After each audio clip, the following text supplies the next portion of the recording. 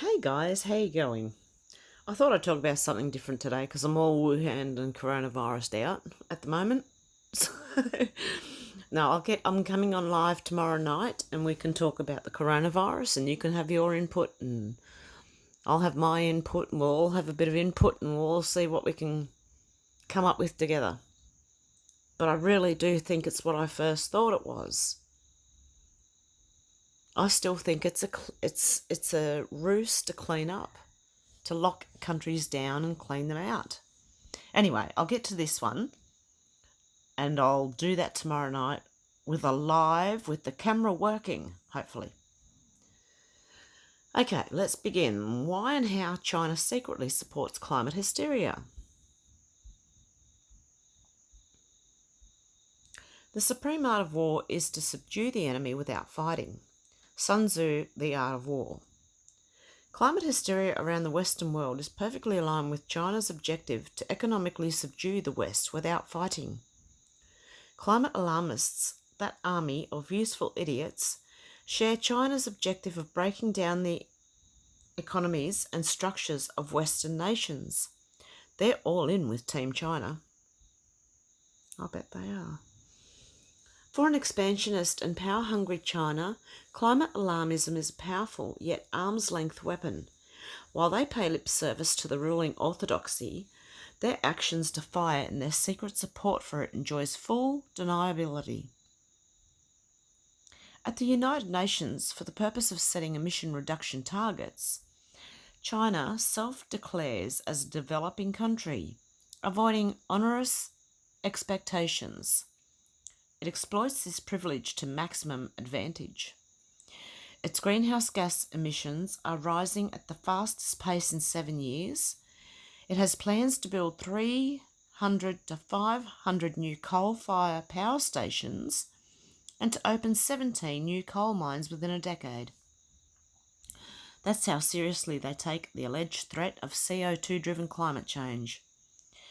They don't seem bothered by uber-alarmist prophecies that the planet will have fried and died by then, and I suggest this is a conscious decision to take advantage of the climate hysteria. And don't we see that with some people? China's economy is in fact the world's second largest economy overall, behind the United States. So it's not a developing country, it's already developed and it's second largest. With a GDP of over 14 trillion US dollars, pretty darn good for a developing economy. The long-term detriment to economy is caused by aggressive climate change activism-driven public policies and the erosion of quality of life for millions in the West. Dovetails with the failures of politicians, the self-interest of businesses, the TTP, and all the influencing campaigns that China runs. Thanks to climate hysteria, Australia, one of the most energy-rich nations in the world, even without nuclear options, has denied itself the benefits of cheap energy. Many politicians are determined to further undermine, if that's the right word, the benefits of our self-sufficiency in coal.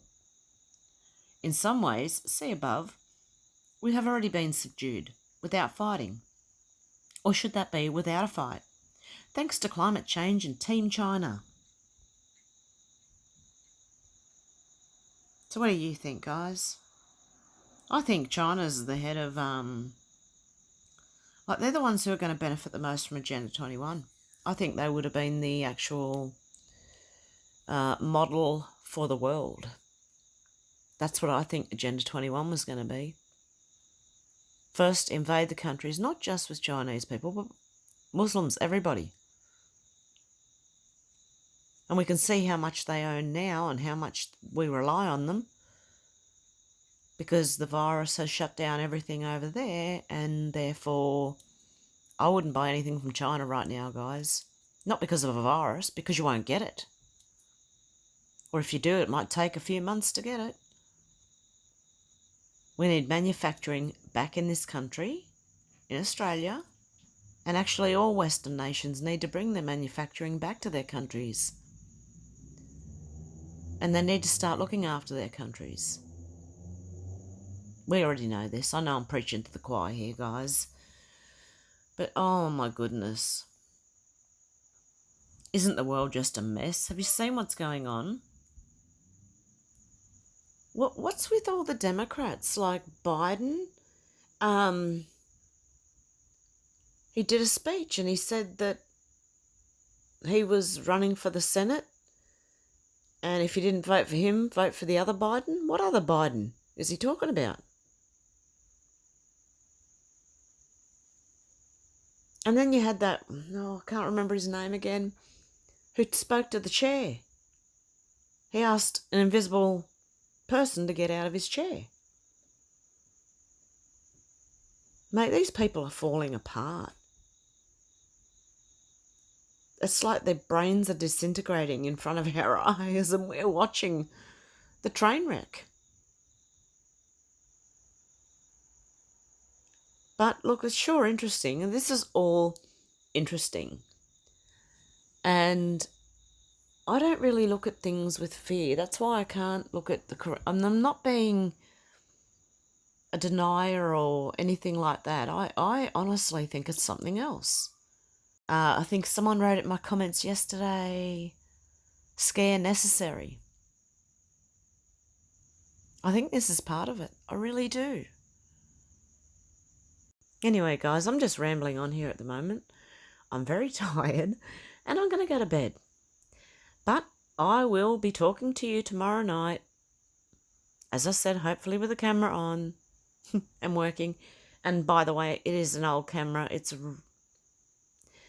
But it's better than my laptop camera. So we'll see how we go. Okay, guys, have a good one. I'll talk to you soon. Bye.